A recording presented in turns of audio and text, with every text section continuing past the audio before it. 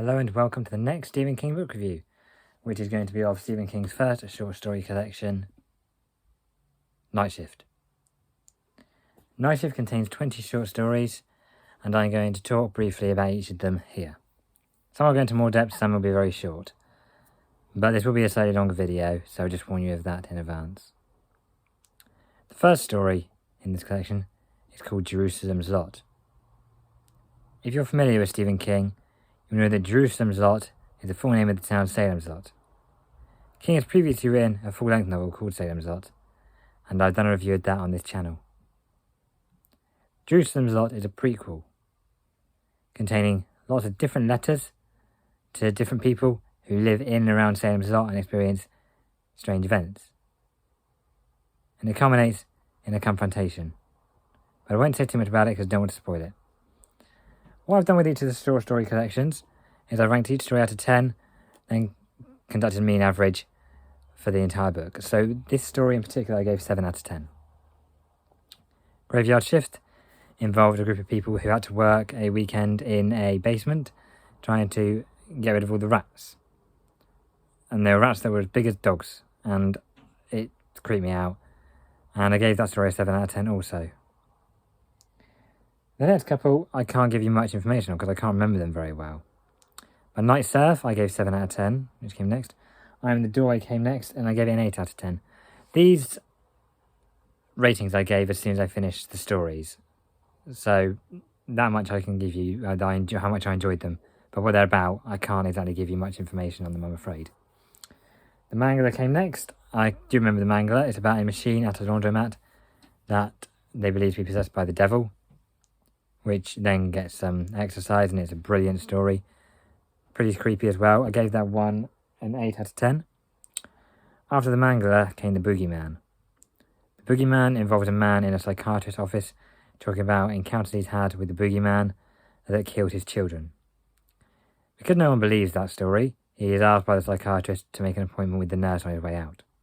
The nurse is not at the desk, so he goes back in, and the psychiatrist has taken off the mask and reveals himself to be the Boogeyman. That ending gave me chills, and I absolutely loved it.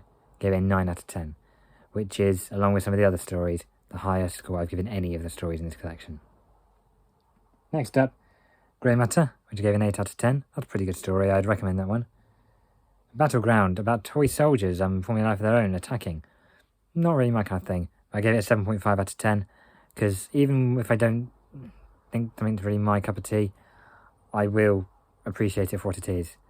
And I feel that's the best thing to do in this series, because then it gives you reason to read the books if you want to, or just hear about them and hear different opinions. Because we all have different opinions, and it's very healthy to have different opinions and talk about them. And if you do have any opinions on any of the stories in this collection, please put them in the comments. I will reply to all comments that I get as soon as I can. Trucks. 7 out of 10 for that one. I didn't really enjoy it that much. I know that King made a movie out of that one, called Maximum Overdrive, his directorial debut. As far as I know, his only time in the director's chair to this date, as far as I know. I might be wrong, but that's as far as I know. Sometimes They Come Back, I gave it a 9 out of 10 again. Strawberry Spring. Not really a horror story. I think it's the first one to come up that isn't really a horror story. Yeah. And I gave that one a 7.5 out of 10. It's kind of a mystery thriller. The Ledge, I thought the premise was a bit silly, but it was executed very well, so again a 7.5. The Lawnmower Man. I'm not going to spoil this one because you want to read it yourself. It's bizarre and absurd, but I did enjoy it for that reason, and I gave it an 8. No, I didn't. I gave it an 8 out of 10. Quitters Inc. About an organisation that tortures people's loved ones if they do not quit smoking. Yeah, an 8.5 out of 10. Very good premise. I Know What You Need. Another kind of thriller. 8 out of 10. Children of the Corn. Very excited to read this one, but it didn't live up to my expectations, and I only gave it a 7.5 out of 10. Last One on the Ladder. Again, silly premise, executed well. 7.5 out of 10. Man Who Loved Flowers. Man Who Loved Flowers I can't remember in the slightest, but I must enjoy it because I gave it an 8 out of 10. One for the Road is another Salem's Lot story, and it's, in my opinion, better than Jerusalem's Lot. not as good as the... Actually, I take that back. I think it is just as good as the full-length novel, Salem's Lot. And I gave it a 9 out of 10. Very, very good story. The Woman in the Room, I remember slightly. Quite creepy, but very good nonetheless. 7.5 out of 10. So my favourite stories in here, tied in first place with 9 out of 10. I got The Boogeyman, Sometimes They Come Back, and One for the Road. Other favourites, I really enjoy Critters Inc. The Lawnmower Man, I really like. Man Who Loved Flowers. So yeah, this is his first short story collection of King's, and it is definitely his best. He's written some brilliant short story collections, and I'll talk more about them when I get there, but this is his best. And this one contains more horror stories than anything else.